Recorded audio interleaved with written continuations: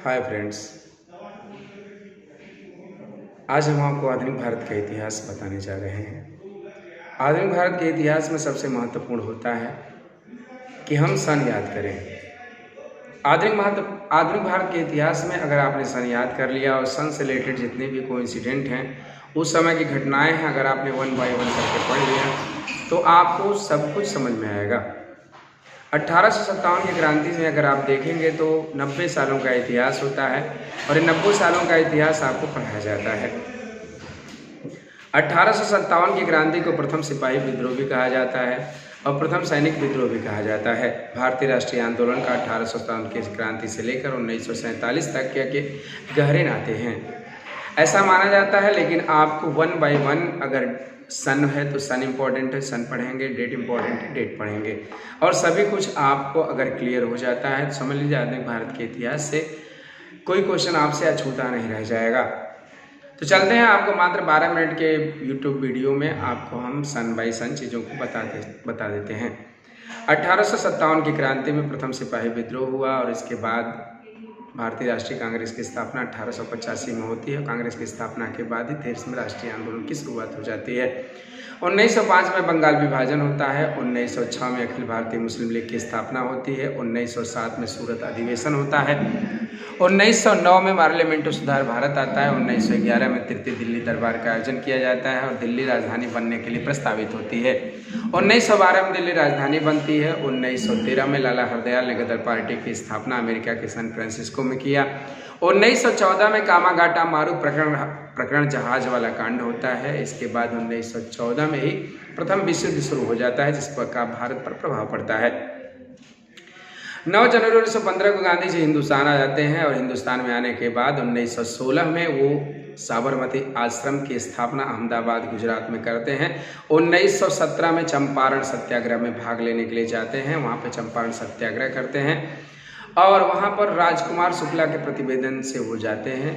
इसके बाद उन्होंने 1918 में खेड़ा सत्याग्रह में भाग लिया। उसी समय भारत में रौलट एक्ट आता है 1919 में, और रौलट एक्ट के विरोध में फिर 13 अप्रैल 1919 को जलियांवाला बाग हत्याकांड होता है और उसके बाद गांधी जी केसर हिंद की उपाधि अंग्रेजों को वापस करके हिंदुस्तान की आज़ादी की लड़ाई में कूद पड़ते हैं और यहीं से गांधी युग शुरू हो जाता है। जब गांधी युग शुरू हो जाता है तो फिर हिंदुस्तान की आज़ादी की लड़ाई गांधी के इर्द गिर्द घूमने लगती है। इसके बाद उसके पहले भारत में 1919 में खिलाफत आंदोलन चल रहा होता है। फिर गांधी जी के प्रयासों के अनुसार खिलाफत आंदोलन और असहयोग आंदोलन 1919 में साथ चलता है। असहयोग आंदोलन शुरू हो जाता है। असहयोग आंदोलन 1920 में शुरुआत होने के बाद 1922 तक चलता है। 1922 में असहयोग आंदोलन शुरू हो 1922 में असहयोग आंदोलन खत्म हो जाता है। 5 फरवरी 1922 को चौरी चौरा कांड होता है।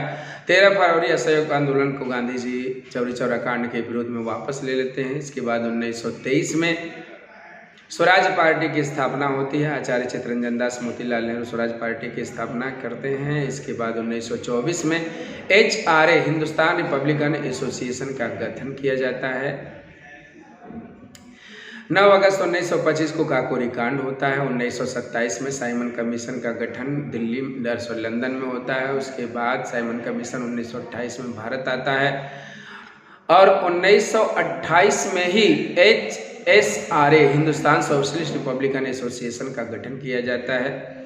इसके बाद 1929 में पूर्ण स्वराज्य की घोषणा जवाहरलाल नेहरू के द्वारा रावी नदी के तट पर किया जाता है। इसके बाद 1929 में ही लाहौर की केंद्रीय असेंबली में बटुकेश्वर दत्त भगत सिंह द्वारा बम फेंका जाता है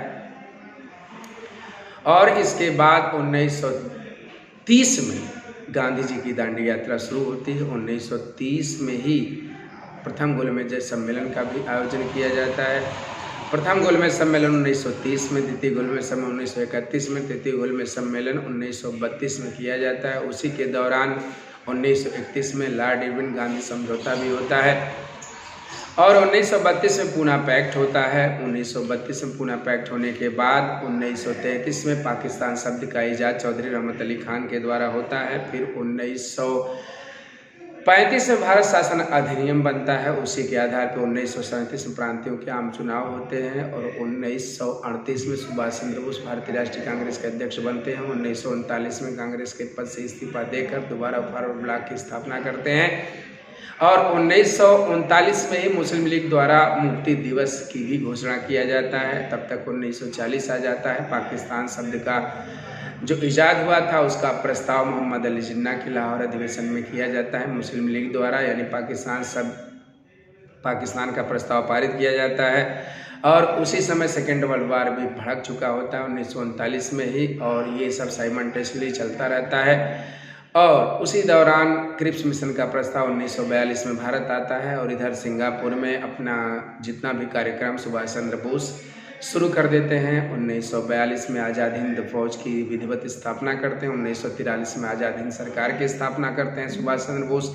इधर भारत में अंग्रेजों भारत छोड़ो आंदोलन शुरू किया जाता है, क्योंकि 1942 में क्रिप्स मिशन का प्रस्ताव फेल हो जाता है। उसी की एवज में गांधी जी अंग्रेजों भारत छोड़ो आंदोलन का सूत्रपात करते हैं 1942 में। 1944 में मुंबई नैसैनिकों का विद्रोह होता है। 1945 में नागासाकी हिरोशिमा पर बम कांड के बाद नागासाकी हिरोशिमा पर जब बम कांड हो जाता है उसके बाद जो अमेरिका वन पोलराइजेशन दुनिया में सर्वे सर्वा बन जाता है, सर्वोच्च शक्ति उसके हाथों में आ जाती है। अब उसके दबाव में पूरी दुनिया में ब्रिटिश उपनिवेशों को आज़ाद कराने का कार्यक्रम चलता है और उसी से प्रेरित होकर भारत में 1946 में कैबिनेट मिशन आता है। फिर कैबिनेट मिशन के प्रस्तावों के तहत भारत में संविधान सभा का गठन होता है। 9 दिसंबर 1946 को संविधान सभा की प्रथम बैठक होती है। 11 दिसंबर 1946 को संविधान सभा की दूसरी बैठक होती है और इसी के साथ साथ कहा जाता है कि संविधान बनाने की कार्यवाही भी शुरू किया जाता है।